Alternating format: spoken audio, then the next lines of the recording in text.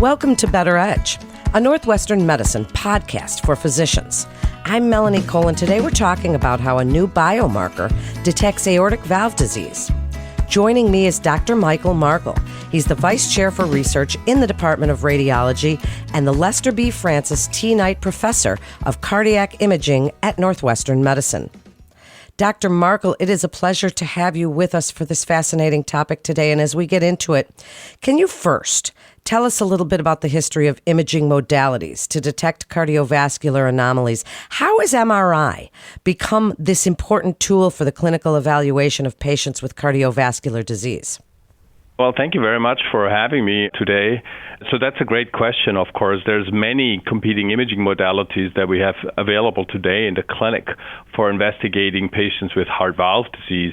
MRI is actually one of the later ones that became available clinically. It's actually been available since the 1980s and 90s, but there really has been tremendous technical progress over the last couple of decades. And particularly in the early 2000s, there has been almost a paradigm shift in terms of imaging, and MRI has then become available really for imaging of many aspects of the heart, valves, and surrounding vessels. In particular, it's now possible in relatively short time, really doing a simple breath hold, make an image of the beating heart or of the flowing blood through the heart. And that really has transformed healthcare in the sense that you can now really get very detailed information about the structure and function and flow of the heart.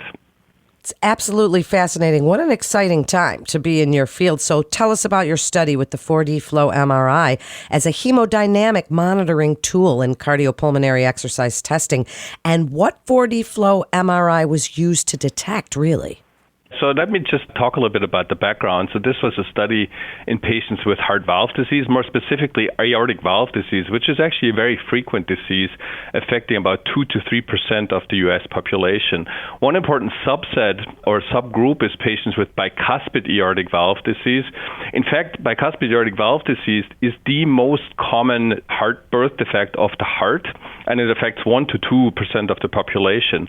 In BAV, there are 3 typical leaflets of the aortic valve. 2 of those are fused, and that results in a much more narrow opening of the heart valve when the blood is injected from the heart into the aorta.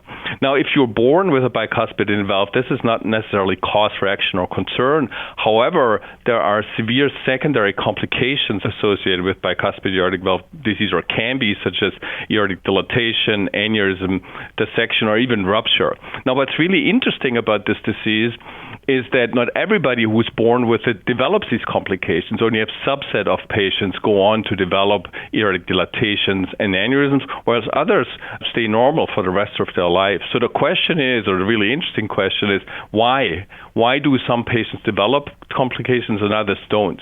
So there's 2 schools of thought. One is kind of a genetic defect. So you kind of have a birth defect. So there's the thought that there's a genetic abnormality of the aorta that weakens the aorta.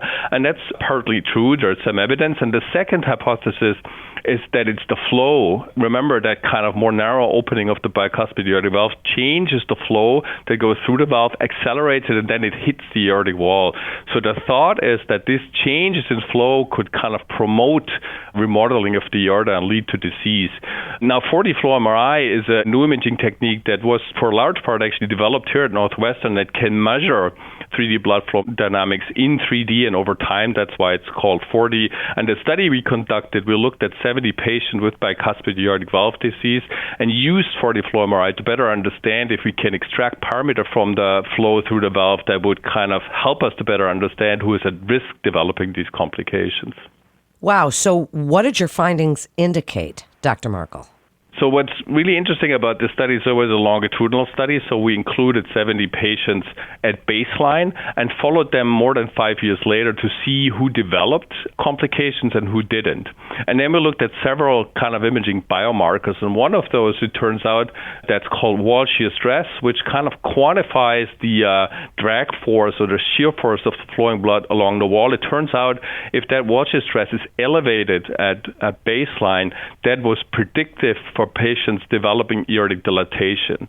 So in other words, if you have higher wall shear stress in the aorta, you're more likely to developing these complications. I'm an exercise physiologist, Dr. Markle, and the implications of these findings are really astounding. So how important is the early detection of disease progression in the development of prevention and mitigation strategies? How do you feel this will help with that, and how will this study translate to patient care? That's a great question, obviously. And, in bicuspid aortic valve disease, the health team always struggles with how to plan patient management for actually decades. I mean, again, remember, this is a birth defect.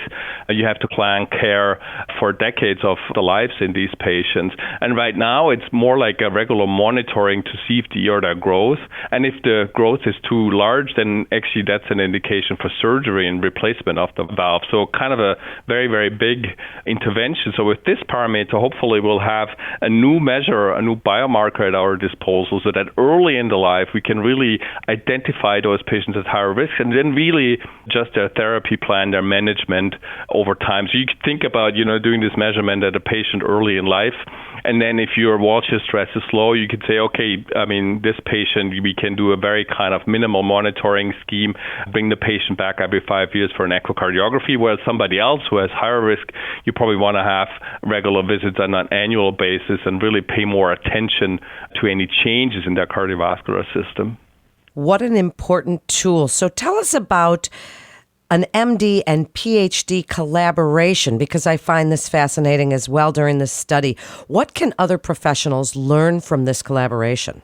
I think what's really critical to the success of this imaging technique, this study, and generally research in that area is really cross-disciplinary collaboration. And what you've mentioned, really tight collaborations between MDs and PhDs. I'm a physicist by training, and it was always important to me and critically important to me really directly connect to my clinical colleagues in radiology, cardiology, and cardiac surgery, really as a team to evaluate the diagnostic value and prognostic value of these new techniques. It's really important to combine that complementary information or that complementary expertise that everybody brings to the table, really, and that's what in the end will improve healthcare and therapy management of those patients. So, Dr. Markle, do you have any final thoughts for other providers, things that you would like them to know about the 4D flow MRI as that hemodynamic monitoring tool and new biomarker that can detect aortic valve disease? One thing to keep in mind that this is one study in a reasonable science cohort, so we still need to do more research to solidify our findings. But I think we do have a new promising biomarkers, and the message to the healthcare provider really is to consider cardiac or cardiovascular MRI as an option for their patients, because there are a lot of ongoing developments. There are very meaningful images that are generated with that technology that can really help in managing those patients. Well, thank you so much, Dr. Markle. What a fascinating episode this was. To refer your patient or for more information, please visit our website at breakthroughsforphysicians.nm.org/cardio. And that concludes this episode of Better Edge, a Northwestern Medicine podcast for physicians. Please remember to subscribe, rate, and review this podcast and all the other Northwestern Medicine podcasts. I'm Melanie Cole.